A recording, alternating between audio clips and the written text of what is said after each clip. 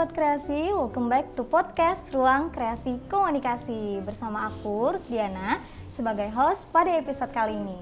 Buat Sobat Kreasi yang belum nonton episode-episode sebelumnya, yuk ditonton. Karena aku udah bilang berapa kali, banyak banget informasi serta ilmu yang bermanfaat yang bisa kalian dapatkan di sana dengan berbagai macam tema dan topik yang berbeda.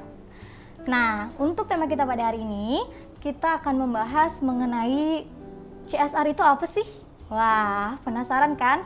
Ditambah narasumber kita pada hari ini itu adalah seorang direksi di perusahaan coal mining atau pertambangan.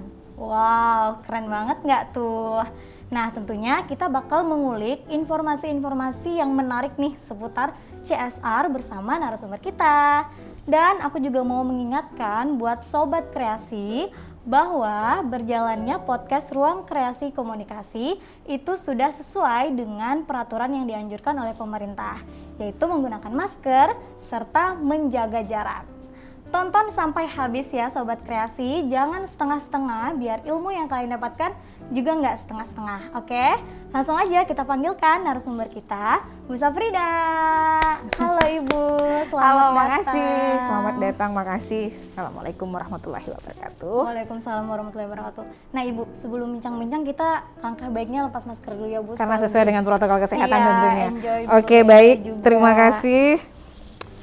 Nah, terlihat lebih fresh, lebih cantik di kamera. Aslinya mungkin ya. Oke, Bu, silakan perkenalan diri dulu deh Bu. Perkenalkan diri. Iya. Oke, nama saya Safria Sahlan atau biasa dipanggil dengan Bunda Oya. Terus itu aja atau apa? Pekerjaan Ibu, pekerjaan jabatan. hari ini saya kebetulan udah nggak direksi lagi. Oh. Tapi sebagai komisaris. Wah, keren banget. Jadi lebih tepatnya mungkin saya berada di balik layar lah. Oh. Oke, jadi ketika diminta untuk mengisi podcastnya kalian yang sangat luar biasa ini, tepuk tangan dulu tentunya ya, berikan applause dulu. Saya sempet, aduh ini kayaknya jadi kenangan banget. Bukan kenangan ya, lebih gue kangen kampus gitu loh. Gitu. Soalnya bicara CSR tuh menarik. Peran mahasiswa tuh penting di sana. Penting banget ya Bu. Oke Bu, pendidikan terakhirnya apa nih Bu? Aduh, pendidikan terakhir S2. S3-nya masih proses, sampai hari ini belum kelar-kelar. Wah. Karena kesibukan dan sebagainya ya somedays lah. Iya, nanti. semoga cepat ya Bu ya. Oke. Nah Ibu, lagi sibuk apa nih? Tadi seorang komisaris kan sekarang ya Bu ya? Apa tuh? Kan ngapain Ibu di balik layar? Ya tugas komisaris itu kan lebih tepatnya adalah mengawasi jalannya operasional yang dilakukan oleh direktur, oleh direksi dan semua jajarannya. Tentunya bertanggung jawab dengan apa yang menjadi output dan input dari perusahaan itu sendiri. Wow, itu keren. Nah, Bu Safria ini itu adalah seorang direksi, tapi tadi sudah komisaris ya Bu ya. Nah, ceritain dong Bu tentang pekerjaan Ibu itu. Tadi kan udah ada prosesnya gimana gitu? Iya, proses-prosesnya gitu. Proses apa dulu nih, dari awal atau dari hari ini? Mungkin kalian kan ngeliatnya saya hari ini ya, bukan yang kemarin ya. Ya terserah Ibu aja. Mungkin ada yang menarik Bu, silahkan nggak apa-apa. Artinya gini, kalau mungkin adik-adik semua melihatnya hari ini adalah saya hari ini begini, tapi mungkin kita di segmen lain akan bercerita nih bagaimana proses saya sampai di sini kan, seperti itu. Next time di podcast selanjutnya ya. Asik, di podcast selanjutnya. Kalau untuk yang hari ini proses untuk mendapatkan itu tidak mudah, tapi yang terpenting hidup itu jangan tidak berani untuk bermimpi. Yang terpenting asal jangan mimpi panjang yang tak pernah usai. Wow. Gak tercapai ya? Gak tercapai, mimpi aja gitu ya, belum di actionin mah kata orangnya. Oke, lanjut. Asik. Ini ngomong-ngomong soal pekerjaan Ibu, gak lengkap ya kalau kita nggak ngebahas latar belakang pendidikan Ibu juga. Tadi katanya Ibu Safria ini S1-nya, saya ada kabar juga ya Bu, tadi di belakang. Isu-isu gitu ya, dari ITB, dan S2-nya itu di UPN, Yogyakarta. Nah Ibu, bisa ceritain nggak nih Bu pengalaman gimana waktu kuliah di ITB sama di UPN sana? Sama aja sih seperti yang lainnya, nggak ada yang beda. Nggak ada apa gitu ya, bukan Ibu dari Kalimantan nih Bu, asli Banjar kan ya? Asli orang Banjar. Nah, Sebenarnya apa ya? Sama aja sih, kalau boleh jujur sama aja, cuman mungkin effortnya beda. Tapi bukan berarti saya tuh juga kurang nyaman juga kalau dianggap oh kampus ini bagus, kampus ini, menurut saya sama aja. Yang terpenting adalah bagaimana kita bisa belajar, itu kan terpenting itu fokus ya. Iya. Kalau kita mau jadi nyambi itu kalau pribadi saya sih ya, kalau disambi itu rasanya susah. Tapi kalau nggak disambi ya akan fokus tuh beda hasilnya gitu loh. Cuman kan orang kan pada proses pendidikan itu kan beda-beda ya. Iya.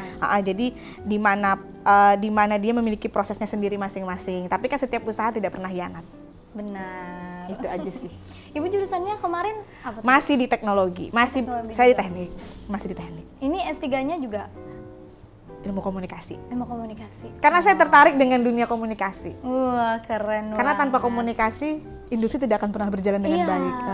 penting Jadi banget kadang tuh orang ngelihatnya apa sih, cuma mau ngambil ilmu komunikasi buat apa sih kayak Ngomong gitu. doang Kan gitu cuma ngomong doang, ikut biasa, ikut ke seminar apalah gitu bisa gitu. Tapi kan saya kepengen memperdalam secara keilmuan, bukan sekedar transfer knowledge, tapi keilmuan yang digali tentang ilmu komunikasi itu apa aja sih, bukan sekedar communication transfer knowledge gitu loh. Gitu ceritanya. Oke. Nah, gimana sih Bu sebagai wanita yang rasanya terjun langsung itu ke dunia pertambangan? Wow. Wanita ya? Iya, sebagai wanita. Sama lah seperti umumnya wanita-wanita lain. Wah, katanya keras ya Bu ya pertambangan ini, biasanya dengar-dengar isu-isu di luar-luar gitu. Ada yang Kerasnya sampai apa dulu nih? nggak pulang-pulang gitu kan ya, kayak Bang seharian. Toib dong kalau nggak pulang-pulang. Asik. Pada prinsipnya aku tak jawab ya. Oke, Bu. Pada prinsipnya perempuan kerja di tambang itu sama kok seperti perempuan yang lainnya, sama seperti orang yang bekerja pada umumnya. Memang dunia tambang itu keras, memang dunia tambang itu penuh energiknya, tantangannya, challenge-nya. Mungkin ya bahasanya kita tuh pagi aja udah kanan kiri gitu kan, kanan kiri yang mesti harus dihandle. Tapi ya karena mungkin kitanya sudah dari dasarnya di situ, sudah dari orang tuanya saya yang memang dunianya seperti itu. Jadi balik lagi, ya jadi balik lagi ya. Artinya lingkungan mungkin ya, lingkungan saya ketemunya kan dengan seperti ini gitu loh. Jadi ya ketika pada saat saya berada di dunia industri mining ini atau industri pertambangan, saya melihatnya adalah ya kayak setiap hari aja kayak gitu kan. Cuma memang kita kan harus berhadapan dengan laki-laki semua. Iya betul, banyak laki-lakinya. Tim saya itu cuma saya perempuan. Wah. Nah caranya gimana bisa menghandle itu kan pasti jadi pertanyaan. Caranya adalah ya saya sih bukan membiarkan juga tidak, tetapi lebih kepada ya kita kan bekerja sesuai SOP, sesuai standar operational procedure. Kalau dia melanggar dari SOP ya itu kan beda cerita gitu. Jadi kalau lebih gampangnya beginilah. Kita bekerja di industri pertambangan itu mengedepankan integritas dan komitmen itu aja. Mungkin semua orang bisa untuk berintegritas, tapi ketika berkomitmen ini kan, sulit untuk makanya ada istilah begini, integritasnya adalah mengatakan, aku mencintaimu. Wah. Tapi komitmennya nggak kadeda hatinya aja, kadeda juga cintanya. Nah, tapi nggak ngajak pacaran gitu kan ya Bu ya? Nggak ada komitmennya. Artinya begitulah. Jadi kita kerja di tambang itu tidak seperti yang orang lihat, tidak seperti yang disampaikan, artinya dunianya keras dan sebagainya, tidak seperti itu. Artinya kita pun juga tetap masih hati pink lah, saya pun juga sebagai seorang ibu, saya juga seorang yang memiliki perasaan yang, ya saya juga bisa baper lah. Bukan berarti saya nggak bisa baper gitu loh, pastilah saya bisa baper gitu. Tapi loh. profesional aja. Yes, exactly. Kita profesional dalam bekerja, yang terpenting adalah halal nafkahnya. Nah itu pasti, yang terpenting adalah kita tuh tidak melanggar norma-norma aturan yang berlaku, kita tidak melanggar aturan hukum yang ada di negara ini. Yang terpenting adalah kita bekerjalah sesuai standar operasional prosedur yang sudah dimuat oleh negara ini. Wah, gitu. Keren banget Ibu. Berarti Ibu bisa dikatakan sebagai wanita karir ya Bu ya? Enggak juga sih, saya lebih senangnya dikatakan wanita yang menginspirasi aja lah. Kalau wanita karir itu bahasanya tuh gimana gitu kan. Jujur ya, kalau boleh jujur ya, saya itu punya cita-cita tuh nggak seperti hari ini. Cita-cita saya tuh kalau nggak jadi guru TK, guru SD. Wah, sesimpel itu ya Bu, tapi ternyata Kalau enggak saya jadi ibu rumah tangga. terjun ke pertambangan ternyata. Jadi saya mungkin jujur saya tuh ketika berada di fase itu, udahlah saya tuh pengennya cita-cita waktu masih kecil sampai saya SMP, SMA gitu kan, saya kepengennya adalah menjadi guru. Guru aja, nggak ada cita-cita sampai hari ini. Mau di tambang nggak ada ya Bu? Nggak ada, makanya kenapa saya setelah bekerja di tambang, setelah saya berkarir lah seperti ini, saya sering ghost to kampus, ngajar dari kampus to kampus yang ada di seluruh Nusantara. Karena tuh mimpi saya adalah ingin jadi guru. Nggak ada sampai kayak gini, apalagi jauh-jauh lah sampai jadi komisaris, nggak ada. Mimpi saya itu cuma satu, saya mau jadi guru. Kalau nggak jadi guru TK ya guru SD. Tapi ketika saya pernah ngetes apa itu ada salah satu program mengajar di daerah wilayah ring satunya di Tambang, saya pernah ngajar di salah satu SD itu. Ya ada program lah kayak gitu kan. Wah saya stres juga gitu dalam hati, gak mudah juga jadi guru SD ya. Ternyata iya ya. Gak mudah juga jadi guru SD gitu loh. Terus anak-anaknya bilang, "Ibu, saya mau ini, saya mau itu." Agak cerewet sih Agak memang cerewet, anak-anak ya, ternyata Bu, ya. nggak mudah jadi guru SD Apalagi gitu. kita juga harus selalu tersenyum kan ya Bu ya buat menghadapi mereka.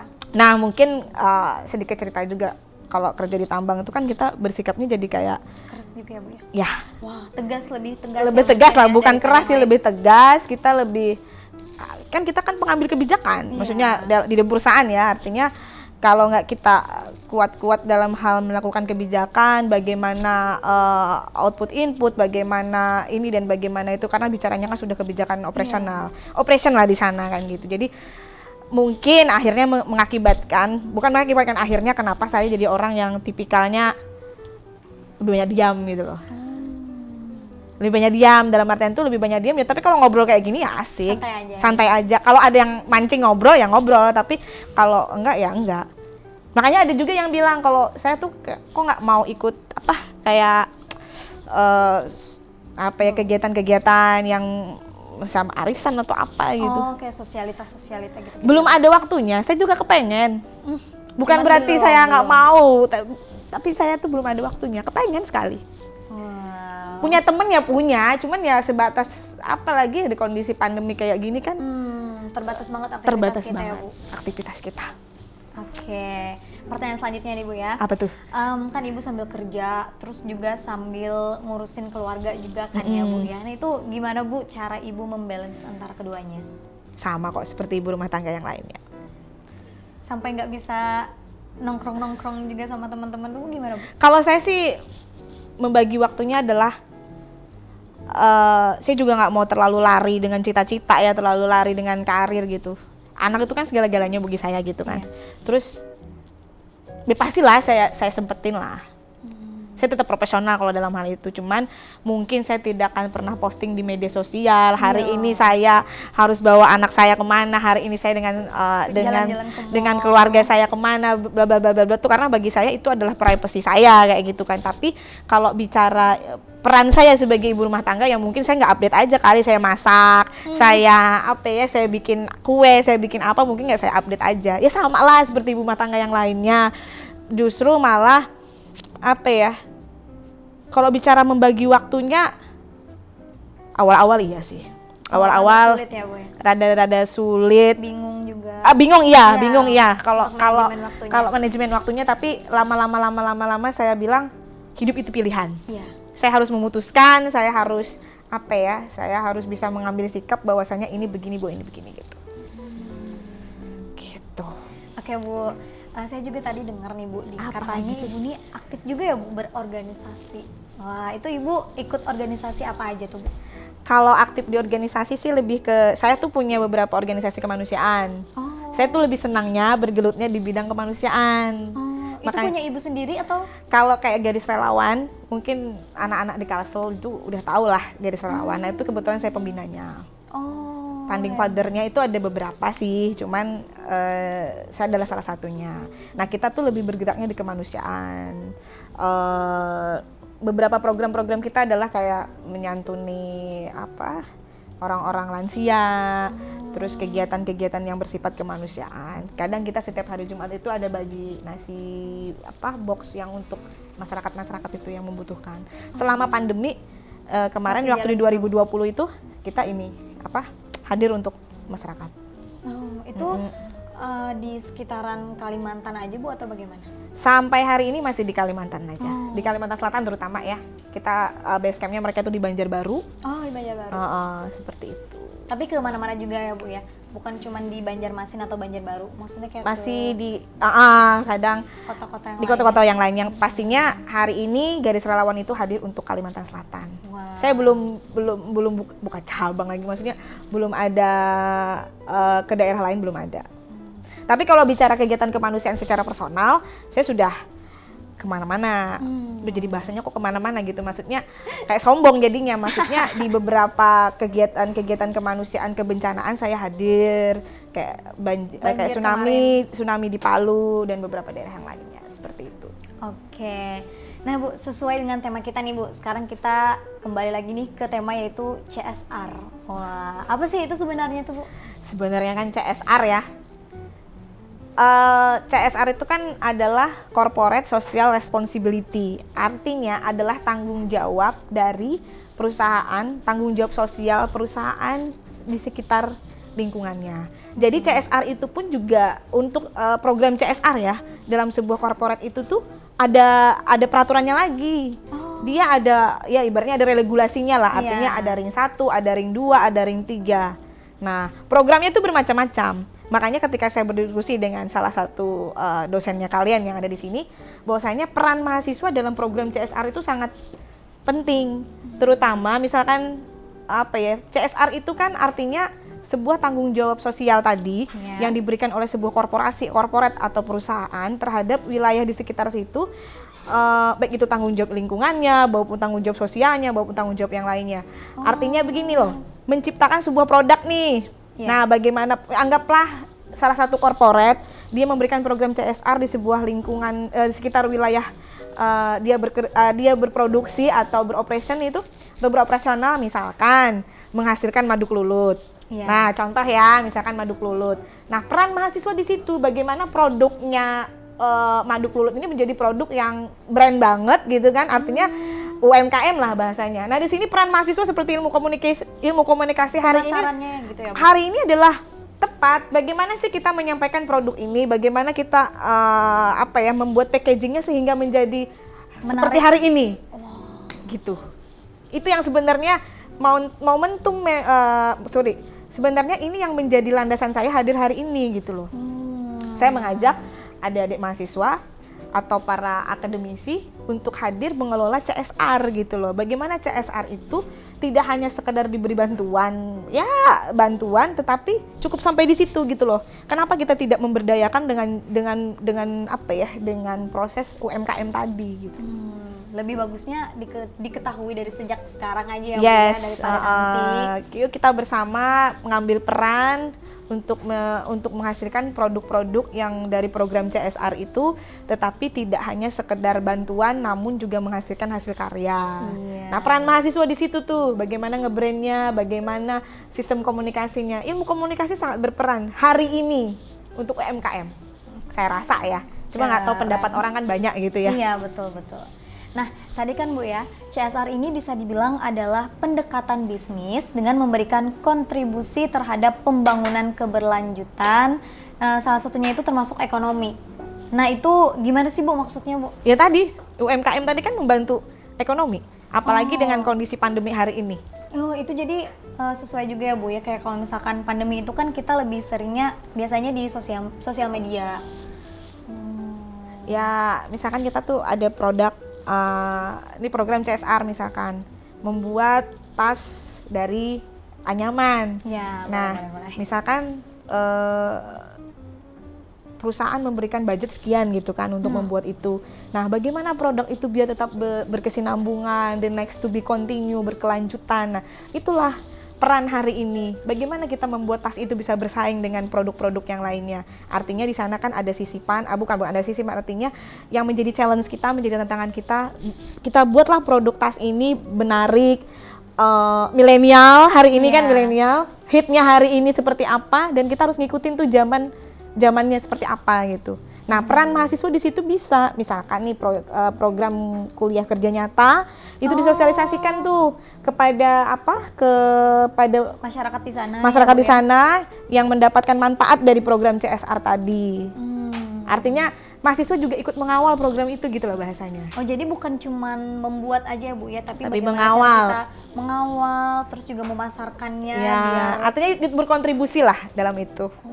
udah mencakup semuanya berarti CSR ini. Nah sekarang nih Bu, tujuan dari CSR itu sendiri tadi kan salah satunya juga buat ekonomi juga kan ya. Itu ada lagi nggak Bu? Terlebih misal menambah skill apa gitu dari kita? Jadi gini loh, program CSR hari ini itu sebenarnya menurut saya sudah berjalan dengan baik. Tetapi alangkah baiknya bagaimana program CSR hari ini itu tidak hanya sekedar memberikan bantuan, tetapi juga program CSR dengan sharing knowledge, transfer knowledge, sharing education, atau misalkan bagaimana sih orang-orang di sekitar itu memiliki kompetensi gitu loh. Betul. Nah, berarti kan ada di mana hari ini kan pemerintah sedang berupaya sangat tentang bagaimana Indonesia kuat, SDM unggul atau SDM unggul Indonesia kuat. Nah, balik lagi, program CSR tidak hanya program CSR tidak cukup hanya menghasilkan sebuah produk, tapi bagaimana kita membangun human capitalnya yang berbasis kompetensi dalam program CSR tadi. Artinya orang-orang yang masyarakat di sekeliling itu tidak hanya program CSR itu produk saja, tapi kenapa kita tidak memberikan pelatihan yang berbasis kompetensi dan sebagainya dan sebagainya. Banyak sebenarnya program-program kebermanfaatan untuk program CSR yang tidak hanya sebatas sebuah produk menghasilkan yang bisa dikelola secara UMKM tadi, tapi juga sharing transfer knowledge, kita memberikan pembekalan, pelatihan sehingga masyarakat di sekitar sana itu memiliki kompetensi yang bisa berdaya guna buat perekonomian mereka juga ya Bu ya. Bisa direkrut bekerja di perusahaan itu kan tidak menutup kemungkinan toh gitu loh. Apalagi di desa biasanya itu kan kalau banyak nih kayak anak-anak muda yang nggak sekolah, kayak itu terkendala biaya. Nah, misalkan program CSR-nya adalah program kegiatan belajar mengajar. Nah, misalkan adalah di sana tidak lulus belum lulus SLTA, berarti kan ada program paket. Nah, itu bisa program CSR perusahaan untuk bisa mengadakan program tersebut. Jadi artinya berkesinambungan, tidak hanya menghasilkan sebuah produk tapi juga kita menghasilkan sumber daya manusianya juga. Tuh, jadi tidak hanya sumber daya alam tapi kita juga seimbang balance dengan sumber daya manusia yang ada di sekitar wilayah tambang itu sendiri. Ini bicarakannya kalau tambang ya. Nah, sementara kan industri itu banyak di Kalimantan Selatan seperti. Tapi kan yang berpengaruh besar hari ini tuh adalah tambang. Yang disorotin juga itu gitu kan. Padahal ya kita juga kadang kalau udah disorotin itu kita lebih banyak diam aja lah. Oke nih Bu, tadi kita udah nanya-nanya nih tentang Ibu, pekerjaan Ibu, tapi sudah ada juga teman-teman Sobat Kreasi yang ternyata kepo juga nih Bu perihal dunia CSR di pertambangan. Nah, sekarang kita jawab dari pertanyaan dari yang pertama itu ada Aryani. Oh, Aryani ya. Nah, apa sponsorship event mahasiswa itu masuk ke dana CSR juga Bu? Sponsorship event mahasiswa untuk masuk ke dana CSR. Misalnya mahasiswa ini mau mengadakan ada event gitu ya, event. Terus mau ngajuin ke proposal ke kita, gitu. Ya kita lihat dulu lah proposalnya gitu proposalnya seperti apa, ini tujuannya untuk apa, visi misinya apa, implementasinya seperti apa. Artinya setiap proposal yang diberikan oleh sebuah kelembagaan ya, seperti ini kelembagaan pendidikan ke kita, itu pastinya kan tim CSR itu kan koordinasi lah dengan, dan saya juga sering tertarik dengan misalkan proposal-proposal itu juga pasti kan ACC-nya di saya juga gitu loh, maksudnya di saya dalam artian pasti juga saya akan cek juga gitu loh, ini apa sih tujuannya apa gitu. Tapi alhamdulillah sampai hari ini sih kita support aja. Udah banyak juga mahasiswa yang ngirim proposal. Adalah gitu kan, tapi ya kita lihat juga isinya apa, visi misinya apa. Intinya kita terhadap dunia pendidikan itu welcome, apapun itu ya, karena saya itu cita-citanya tadi kan saya bilang, mau jadi guru. Saya jadi guru aja, saya nggak mau bercita-cita seperti hari ini gitu loh. Jadi guru aja. Ini Ibu kalau boleh tahu, tadi kan Ibu juga ada katanya support juga ya sama event mahasiswa itu.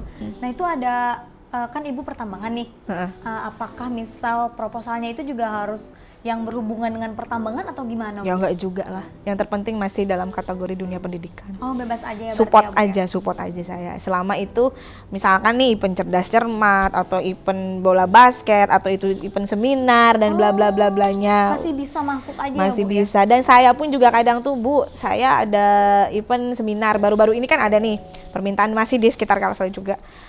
Apa seminar bla bla bla bla, Ibu bisa ngisi nggak? Saya juga respon juga begitu-begitu. Itu kan adalah bagian dari CSR juga kan, artinya tidak hanya, dan hari ini pun saya sudah men-CSR diri saya hari ini kan secara Iya, tidak di langsung. ruang kreasi Di ruang kreasi komunikasi yang hebat ini. Oke, berarti nih siapa tahu tadi kan Aryani Bu mau ngirim proposal ke perusahaan Ibu, jadi bebas aja ya Aryani. Welcome ya, welcome. Ya, mau tentang apa aja.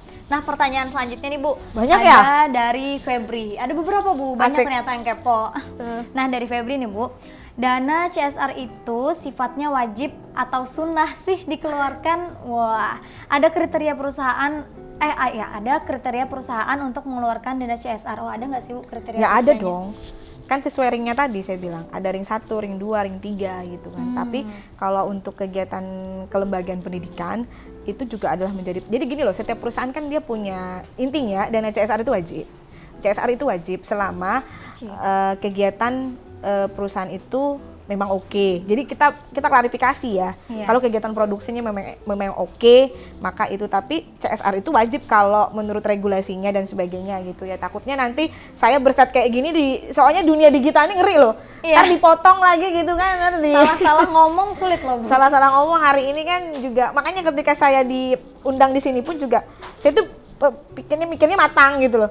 Ini ntar digoreng lagi, ntar ini lagi, dunia digital tuh kan hari ini nggak semudah itu gitu. Jadi pada prinsipnya CSR itu wajib, namun dilihat dulu situasi produksi perusahaan hari ini. Dan terus mengenai kriteria memang ada, artinya mencakup ring 1, ring 2 dan ring 3 karena setiap perusahaan dia punya standar masing-masing. Oh, beda-beda ya Bu ya.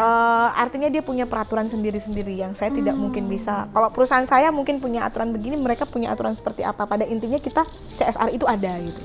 Karena itu kan sudah bicaranya tanggung jawab sosial kami terhadap jalannya produksi kami gitu loh. Mungkin Bu bisa dibilang ini ke Febri beberapa itu kriteria dari perusahaan Ibu itu apa aja? Kalau kriteria di saya sih lebih kegiatan itu benar-benar ada lah. Oh. Proposal itu yang penting jangan fiktif. Terus membuat mengajukan proposalnya itu juga angkanya juga jangan hilang dari logika gitu kan. Dinaik-naikin ya Bu ya supaya kalau lebih dinaik-naikin banyak sih enggak, cuman maksudnya ya yang logis-logisnya aja lah kayak gitu ya kan. Nah, terus habis itu kegiatan itu ada dan tujuannya untuk pengembangan sumber daya manusia, is okay. Kalau online aja itu Nggak masalah. Kemarin masalah juga nggak ya, Bu ya? masalah. Yang selama kan sekarang hari ini kan kita lebih banyak virtual kan. Iya. Kemarin juga pada saat saya mengisi kegiatan itu juga sama virtual. Makanya next time untuk adik-adik semua dimanapun kalian berada, maksudnya di seluruh Iya, buat kelembagaan Sobat Kreasi. pendidikan, apapun yang menjadi kegiatan CSR, baik itu nanti ngundang saya untuk mengisi kegiatan pun saya selama waktunya tepat ya. Apalagi Iya. kan hari ini bisa virtual ya. Iya, Jadi nggak terlalu mobilitas kan masih bisa, secara mobile masih bisa. Jadi itu ya tadi terjawab ya. Iya, soalnya kan Bu ya, biasanya kan kami nih mahasiswa kalau misalnya event-event, sekarang ini kan lagi pandemi tuh Bu. Dan agak sulit buat nyari sponsorship dan lain sebagainya karena online. Tapi ternyata kalau misal mau ngajukan ke perusahaan itu ternyata kalau misal online juga bisa aja ya Bu ya. Cuman Ya tergantung lagi dari tadi. perusahaan itu membacanya seperti apa. Iya, Karena kan setiap perusahaan betul. beda-beda gitu. Pada intinya kita tuh sebagai pelaku usaha industri ya, welcome lah terhadap dunia pendidikan. Keren. Oke Bu, selanjutnya ini ada dari Tata nih Bu. Wih, Tata lagi ada apakah? Iya. Nah, kegiatan CSR apa saja sih yang sudah dibikin perasaan kok saya jadi baper perasaan. Oke, kegiatan CSR apa sih yang sudah dibikin oleh perusahaan tempat Ibu bekerja? Banyak. Oh, banyak banget ya. Mungkin Banyak tuh beberapa dalam aja, arti, mungkin salah satunya adalah kami itu memiliki program kegiatan pemberian unit kompetensi terhadap sekitar wilayah kerja kami yang tadinya mungkin pendidikannya hanya cuman belum selesai SLTA, maka kita sekolahkan untuk mengejar paket. Kalau di tempat saya ya lebih kepada human capital kami, lebih kepada pengembangan sumber daya manusia program CSR kami. Jadi kayak misalkan ada anak yang nggak bisa sekolah, kita berikan akses untuk sekolah. Itu biayanya semuanya dari kami. Dari ya itu memang tidak pernah kami expose gitu loh, karena gini loh, bagi kami CSR yang kami lakukan adalah bagaimana kami bisa memprioritaskan ring 1 dulu. Setelah ring 1 baru kita masuk ke ring 2, ke ring 3. Karena kalau saya sih komitmennya adalah CSR yang saya berikan ini adalah tidak hanya CSR bantuan, maaf, sembako gitu-gitu. Itu adalah bagian dari kewajiban, tapi itu tidak pernah saya expose. Justru malah saya itu program yang sangat saya getol-getolkan itu adalah pendidikan. Oke. Karena tanpa pendidikan, juga ya, Bu, ya? karena tanpa pendidikan kita nggak ada kemajuan gitu. Nggak ada pengetahuan buat nambahin skill gitu. Jadi misal nih di salah satu ring 1 saya gitu kan sekarang hari ini kan sekolah pada online ya. Iya. Terus bagaimana WiFi-nya, bagaimana apa, saya kasihlah akses itu. Ada juga anak nggak bisa, dia nggak mampu lah hari itu untuk memberikan laptop gitu loh. Ya notebook lah lebih tepatnya. Saya pas mungkin dapat informasi, saya cek diam-diam. Saya kan orangnya kan suka sepedaan, goes. Jadi saya mainlah ke sekitar itu kan. Mana sih anaknya gitu kan, mana sih ini. Ya udah saya kasih. Tanpa mereka tahu itu dari mana gitu. Setelahnya nanya baru saya bilang ini dari program dari kami lah lebih tepatnya. Padahal itu saya ambil dari dana CSR. Itu Ibu dapat informasinya dari masyarakat sekitar, dari pekerja saya juga bercerita. Tapi saya tidak merespon langsung. Saya minta datanya aja terus saya jalan. Kalau misal dari keinginannya sendiri mau gitu Bu dibantu sama Ibu, itu bisa nggak Bu? Ya bisa lah, saya lihat-lihat juga. Maksudnya saya lihat dulu lah seperti apa. Itu harus kirim proposal juga atau gimana Bu? Banyak prosesnya. Cuman kadang-kadang saya dapatnya itu dari, ya gimana ya, saya tuh kan sering belusukan ya ke daerah-daerah. Aduh jadi kayak kampanye jadi ada belusukan. Enggak, maksudnya saya sering melihat kondisi-kondisi di sekitar wilayah saya gitu, yang memang pas saya laginya weekend, saya kan hobinya goes, jadi kadang sepedaan lah lebih tepatnya. Pada saat saya sepedaan saya lihat gitu kan, oh berarti bener nih data yang diinformasikan ke saya gitu. Saya cari anaknya, saya tanya bla bla bla bla bla, saya datang ke rumahnya, saya kasih udah gitu. Dan kita juga kan pas melihat keadaannya kan juga seperti apa gitu. Nah sebenarnya saya tuh tidak mau bercerita ini gitu loh, karena bagi saya ketika saya bersama perusahaan ini membuat program ini, itu biarlah menjadi rahasia kami aja gitu. Maksudnya rahasia dalam artian ini yang penting kita program kita udah berjalan dan masyarakat sekitar di wilayah ring 1 kami sudah merasakan itu gitu loh. Tanpa kita publish kan juga sudah pastikan dia sudah bilang ngomong, loh kami sudah dapat bantuan ini gitu. Walaupun nggak ngomong dari siapanya ya Bu ya, kecuali ditanya. Baru. Misalkan dia masuk pesantren gitu kan, bla bla bla bla, saya iniin juga. Itu terserah aja Bu ya, mau SD, SMP, atau bahkan tadi pesantren sampai ke mahasiswa juga bisa Bu? Saat itu sampai hari ini tuh belum kesampaian tuh bikin rumah tahfiz aja. Tapi gratis saya pengennya. Amin, semoga secepatnya ya Bu ya, amin. Oke lanjut nih Bu, ke pertanyaan selanjutnya itu ada dari Alwi. Yaitu adalah dana CSR yang dikeluarkan perusahaan itu tahapnya gimana sih Bu, dan berapa sih? Wah boleh nggak sih? Waduh, spill berapanya Bu? Kalau berapa mungkin saya nggak bisa jelasin ya, karena tergantung proposal kan beda-beda ya, proposal yang masuk itu beda-beda. Nah terus kalau bicara tahapnya ketika proposal masuk terus diverifikasi, setelah itu ini.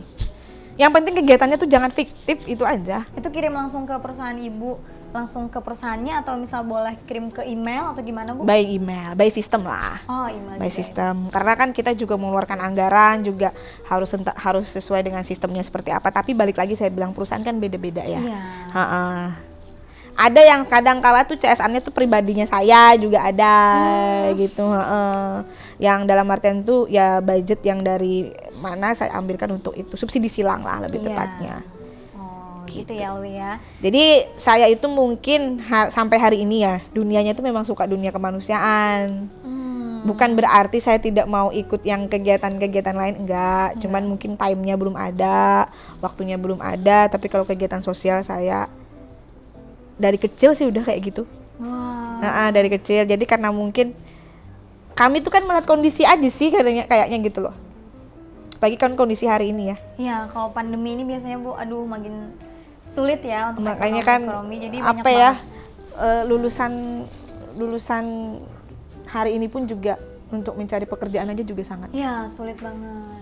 Tapi bukan berarti kita ini ya, bukan berarti kita harus mundur, bukan berarti kita harus patah semangat ya, enggak lah. Harus tetap semua berusaha tuh juga. Semua itu pasti punya apa ya, punya kesempatan, punya challenge-nya masing-masing, dan pastinya punya, yang penting kita ikhtiar lah. Iya. The power of doa itu yang terpenting. Ya jangan juga ya Bu ya, kalau misalkan satu kali coba gagal berhenti. Nah itu coba tadi.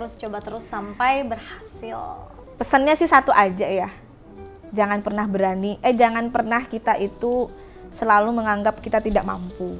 Betul. Coba aja. Insecure ya Bu ya. Jangan juga selalu merasa diri paling perfect gitu loh. Nggak ada yang perfect hari ini gitu loh. Jadi yang penting dicoba aja, dijalani, disyukuri dan dinikmati. Asik. Yang penting ikhtiarnya jangan lupa. Betul. Oke, lanjut Bu ya. Asik. Ini pertanyaan lagi nih. Pertanyaan lagi tapi kayaknya yang terakhir deh Bu. Dari Saman. Nah, Saman ini nanya, gimana sih Bu caranya daftar kerja di tambang? Itu mayoritas orang dalamnya ada nggak? Wow, jalur Axel ya. Menarik sih. Bagaimana sih caranya daftar kerja di tambang? Sama seperti kalian mendaftar yang lainnya. Jadi kerja di tambang itu kan bukan berarti harus orang teknik pertambangan gitu kan. Bukan harus jadi orang teknik apa gitu kan, atau teknik yang lain-lainnya. Sama. Kan dia sesuai dengan porsi kebutuhannya. Iya, mau ngambil apa ya orang kedokteran juga dibutuhkan di tambang.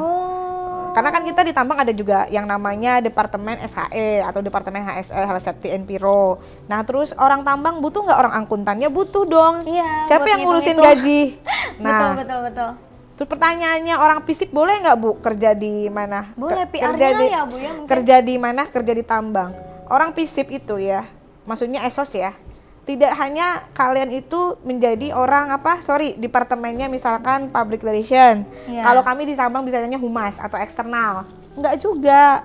Tidak hanya itu aja posnya gitu loh. HRD bisa, jadi orang safety bisa. Banyak juga ya Bu. Banyak. Yang terpenting itu kalau dikatakan orang dalam sih saya tuh bingung ya menjawabnya. Perbanyak jaringan lah lebih tepatnya. Iya gitu aja Bu. Kalau dikatakan orang dalam tuh saya rada gimana gitu. Tapi kalau suap gitu ya Bu ya. Kalau suap-suap sih enggak. Kita tuh kerja di tambang tuh profesional. Iya. Makanya saya kepengen itu adalah anak daerah itu adalah 99% yang mengisi industri pertambangan hari ini. Makanya tadi saya tuh getol-getolnya adalah bagaimana kita membangun human capital di tempat kita. Ayo kita bersama-sama. Makanya ketika saya hadir di beberapa kampus di seluruh Nusantara tuh, apa yang selalu saya sampaikan adalah walaupun saya anak daerah gitu kan ya, anak daerah, tapi bisa kok saya nasional gitu loh. Betul. Yang terpenting itu adalah kita menikmati prosesnya, kita menikmati ininya. Jadi bahwa bekerja di tambang itu tidak melihat dari dari disiplin ilmu manapun bisa, sesuai dengan kebutuhan itu ya. Jadi mau teknik elektro, mau itu teknik sipil, mau teknik pertambangan, maupun itu sosial dan ilmu politik pun bisa. Sebagai humas, sebagai sekretaris, sebagai HRD, sebagai tim administrasi dan sebagainya seperti itu. Yang terpenting kita nikmati prosesnya itu aja. Betul, iya asik. Nah sekarang nih Bu, Ibu tadi kan juga ada nih memotivasi buat teman-teman, buat sobat kreasi, katanya kita nggak boleh ya Bu ya terlalu insecure, nggak percaya diri. Kalau misalkan mau mencapai sesuatu tuh tadi jangan bermimpi lama-lama. Wah keren banget sih Ibu itu. Kasih motivasi lagi Bu buat sobat kreasi di rumah. Kira-kira apakah mungkin ada saran yang mau masuk ke pertambangan nih? Closing statementnya ya? Iya. Closing statement dari saya cuma satu aja. Kejarlah apa yang kau kejar. Carilah apa yang kau cari. Dan ingat, bekerja itu ikuti passionmu. Karena kalau kita ngikuti passion kita, kerja tuh enjoy. Tapi kalau kita tuh hanya cuma maunya ikut-ikutan, Iya. hasilnya juga ikut-ikutan. Betul banget, Bu. Closing statementnya adalah kamu mau sukses kuncinya cuma satu, fokus. Fokus. Oke, itu saja ya. Wah, keren banget. Tuh, kita tepuk tangan dulu dong, Bu. Kita hari ini. Oke, sudah dijawab ya oleh narasumber kita hari ini pertanyaan-pertanyaan dari Sobat Kreasi. Nah, seru banget tadi bincang-bincang di podcast Ruang Kreasi Komunikasi pada episode CSR itu apa sih? Wah, terima kasih banyak buat Ibu Safria yang sudah bersedia hadir di sini. Terima kasih juga buat Sobat Kreasi yang sudah setia nonton podcast sampai akhir tanpa di skip. Wah, nantikan episode-episode podcast Ruang Kreasi Komunikasi berikutnya. Dan jangan lupa buat like video ini, terus komen di bawah, dan subscribe YouTube channel kita Komunikasi OLM. Jangan lupa nyalakan lonceng notifikasi biar Sobat Kreasi update episode terbarunya Ruang Kreasi Komunikasi. Sampai bertemu kembali di Ruang Kreasi Komunikasi selanjutnya.